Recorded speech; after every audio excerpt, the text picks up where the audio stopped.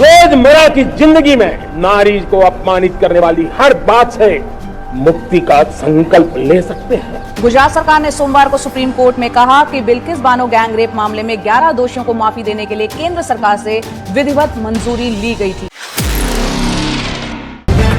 The live TV, सच सबसे आगे।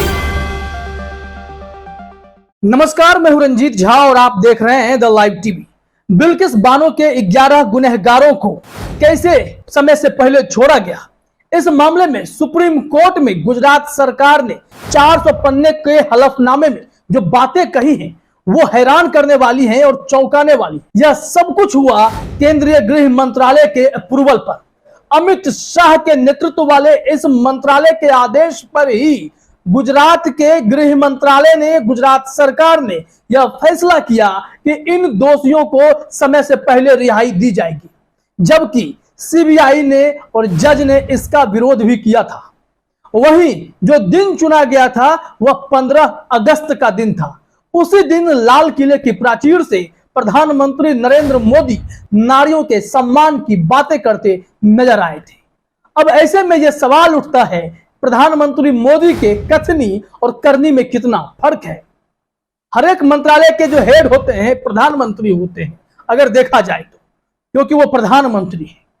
प्रधानमंत्री के सामने गृह मंत्रालय ने यह अप्रूवल किया कि कैसे बिल्किस बानो के 11 गुनहगार, 11 दरिंदे जो रेपिस्ट हैं, हत्यारे हैं, उन्हें रिहा करने का फैसला ले लिया गया। कैसे हुआ ये सब? सुप्रीम कोर्ट भी हैरान है, पूरा देश हैरान है, क्योंकि सबके विचारों को दरकिनार करते हुए गुजरात सरकार ने जब फैसला लिया तो इसकी चहुओर आलोचना हुई थी। और इस पर जब मामला सुप्रीम कोर्ट पहुंचा तो सुप्रीम कोर्ट में गुजरात सरकार ने पूरा का पूरा बिल केंद्र सरकार पर फाड़ दिया। गृह मंत्रालय पर सीधे आरोप लगे कि यह गृह मंत्रालय का निर्देश था कि इन लोगों को रिहा कर दिया जाए। आखिर कैसे हुआ ये सब, बड़ा सवाल है। अब इस मामले में जो कथनी और करनी के अंतर की बात कही जाती है, उस पर एक ट्वीट है, वो भी जरा आप देखिए। नितिन अग्रवाल ने ट्वीट किया है, कांग्रेस नेता है। उन्होंने लिखा, प्रधानमंत्री की कथनी और करनी में अंतर स्पष्ट है। बिल्किस बानो के 11 दोषियों की रिहाई का फरमान मोदी सरकार के गृह मंत्रालय ने दिया था।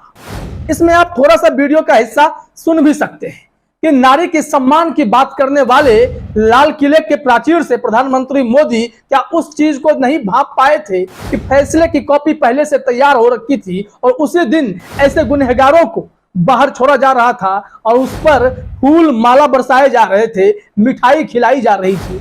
क्या हम स्वभाव से, संस्कार से रोजमर्रा की जिंदगी में नारी को अपमानित करने वाली हर बात से मुक्ति का संकल्प ले सकते हैं? नारी का गौरव राष्ट्र के सपने पूरे करने में बहुत बड़ी पूंजी बनने वाला है। यह सामर्थ्य मैं देख रहा हूं।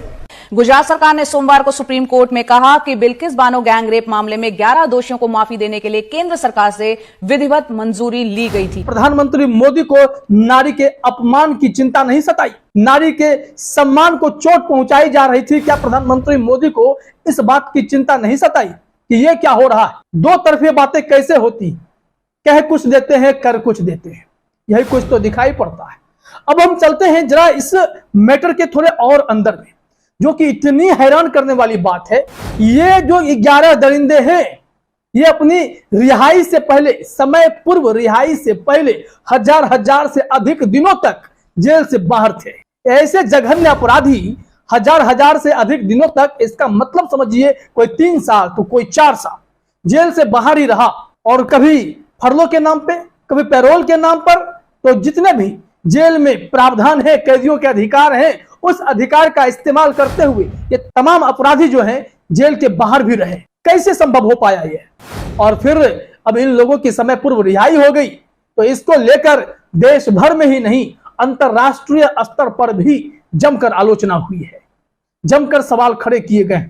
और ये लोग कैसे बाहर थे, इस मामले में TV9 भारतवर्ष ने एक खबर प्रकाशित की है, वो आप अपने स्क्रीन पर देखिए। TV9 ने लिखा, ये कैसी सजा, माफी से पहले 1000 दिन तक जेल से बाहर रहे बिल्किस बानो के गुनहगार। हेडलाइन से आप समझिए कि माफी जो सजा की गई उससे पहले भी ये लोग जेल से बाहर ही रहे थे, सालों साल। अब जरा डिटेल में देखते हैं कि क्या लिखा हुआ है।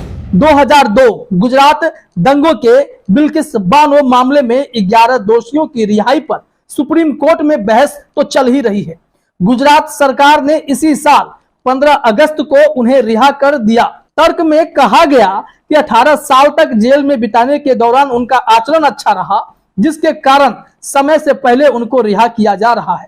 मगर सुप्रीम कोर्ट में गुजरात सरकार ने दायर हलफनामे में साफ है कि 11 में 10 दोषियों अपनी सजा के दौरान 1000 दिन तक पैरोल, फरलो और अस्थायी जमानत पर बाहर रहे, जबकि 11वां दोषी 998 दिनों तक बाहर रहा। समझ जाइए इससे आप, ये ऐसे दोषी थे शायद प्रिविलेज्ड होंगे, इसलिए तो 3 साल 4 साल इन लोगों ने अपने इस कुकृत्य करने के बाद जब सजा पाई, 3 साल 4 साल ये लोग बाहर ही रहे।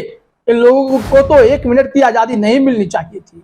अब समय से पहले इनकी सजा माफी होती है और इनकी रिहाई भी हो जाती है। शर्मनाक है यह। और गुजरात सरकार सुप्रीम कोर्ट में जाकर केंद्रीय मंत्रालय पर आरोप तो लगा गई, साथ ही साथ यह भी कहती नजर आई कि ऐसे जो दोषी थे, गुनहगार थे, इन लोगों ने अपने जीवन के 14 साल से अधिक का समय जेल में बिताया है और इनके आचरण अच्छे पाए गए, इसलिए इनको रिहा कर दिया गया। लेकिन गुजरात सरकार को भी सोचना चाहिए था, उनका विवेक कहां गया। सुप्रीम कोर्ट ने सवाल भी पूछे कि इसमें विवेक और फैक्ट्स की कमी दिखाई पड़ती है, क्यों ऐसा फैसला लिया गया। और बिल्किस बानो उसी समाज में रहती है और उसी समाज में यह दरिंदे भी घूमेंगे तो उनके मनस्थिति पर क्या असर पड़ेगा। उन्होंने इस मामले में जब यह घटना हुई, जब यह खबर आई कि 15 अगस्त के दिन ही ऐसे दरिंदों को बाहर छोड़ा गया है, तो बिल्किस बानो को सदमा लगा था। उनके वकील ने स्टेटमेंट जारी करके बताया कि न्याय व्यवस्था का ऐसे मजाक तो नहीं उड़ सकता था। और फिर जिस मामले में बिल्किस बानो के गुनहगारों को सजा दी गई थी, उसकी सुनवाई करने वाले जज यूडी साल्वी ने भी तो कहा था कि जिन पर बीतती है वही दर्द समझता है। उन्हें भी हैरानी हुई कि इस तरह के फैसले कैसे लिए गए। ये गुनहगार क्या सजा माफी के लायक है? हो ही नहीं सकता है। दंगा, हिंसा करने वाले, रेप करने वाले, मर्डर करने वाले, ये कभी सजा माफी के लायक हो ही नहीं सकते। फिर भी इनको सजा माफी दी गई। ऐसा आरोप लगता है कि कभी कभी कुछ फैसले बेहद राजनीतिक हो जाते हैं, कहीं ना कहीं चुनावी एजेंडे देखे जाते हैं। क्या वही कुछ निर्णय रहा होगा? खैर, वो तो अलग बातें हैं, वो तो शोध का विषय हो सकता है, लोग आरोप लगा सकते हैं। लेकिन यह मामला बेहद गंभीर है। अब आते हैं द प्रिंट की खबर पर। द प्रिंट ने इस मामले में थोड़े डिटेल में बताया है कि 400 पन्नों के हलफनामे में गुजरात सरकार ने क्या कुछ कहा, सुप्रीम कोर्ट में क्या हुआ था, आइए देखते हैं। इसमें देखिए, सोमवार को दायर हलफनामे के अनुसार केंद्रीय गृह मंत्रालय के संयुक्त सचिव श्री प्रकाश द्वारा दोषियों की रिहाई के संबंध में जारी अनुमोदन आदेश की सूचना राज्य के गृह मंत्रालय विभाग को 11 जुलाई को दी गई थी। यह केंद्रीय मंत्रालय को 28 जून को राज्य के गृह विभाग की तरफ से प्राप्त एक पत्र के जवाब में भेजा गया था, जिसमें दोषियों की समय से पहले रिहाई के लिए मंजूरी मांगी गई थी। यह मंजूरी इसलिए मांगी गई थी क्योंकि इस मामले में मुकदमा एक केंद्रीय एजेंसी, केंद्रीय जांच ब्यूरो यानी सीबीआई ने चलाया था। इसमें आगे भी चौंकाने वाले खुलासे हैं कि सीबीआई और जज ने विरोध भी किया था। हलफनामे में आगे खुलासा किया गया है कि सीबीआई मुंबई के पुलिस अधीक्षक ने पिछले साल मार्च में दोषियों द्वारा दायर समय पूर्व रिहाई के आवेदन का विरोध किया था। साथ ही सत्र न्यायाधीश जिन्होंने इस मामले की सुनवाई की थी और इन 11 लोगों को दोषी ठहराया था, ने भी उनकी समय पूर्व रिहाई का समर्थन नहीं किया था। बावजूद इसके केंद्रीय गृह मंत्रालय के अप्रूवल पर गुजरात सरकार और उस कमेटी ने जो रेमिशन पॉलिसी के तहत काम करती है, उस कमेटी ने इन लोगों को रिहाई पर जो है ठप्पा लगा दिया और 15 अगस्त के दिन ही इन लोगों को रिहा कर दिया गया। तो प्रधानमंत्री मोदी के कथनी और करनी में कितना फर्क है, इससे आप बखूबी समझ सकते हैं। सबसे बड़ा सवाल तो अब यह है कि बिल्किस बानो के यह 11 गुनहगार, यह 11 दरिंदे क्या वापस जेल में जाएंगे या गुजरात विधानसभा चुनाव के बाद उन्हें जेल में जाना होगा? कब यह फैसला लिया जाएगा ताकि बिल्किस बानो उस समाज में फिर से सुरक्षित रह सके, खुलकर सांस ले सके, इन दरिंदों के खौफ से मुक्त रह सके? क्या ऐसा दिन फिर से आ सकता है? इंतजार करना पड़ेगा। फिलहाल इस वीडियो में इतना ही। आप सभी का हमसे जुड़ने के लिए बहुत बहुत धन्यवाद। द लाइव टीवी, सच सबसे आगे।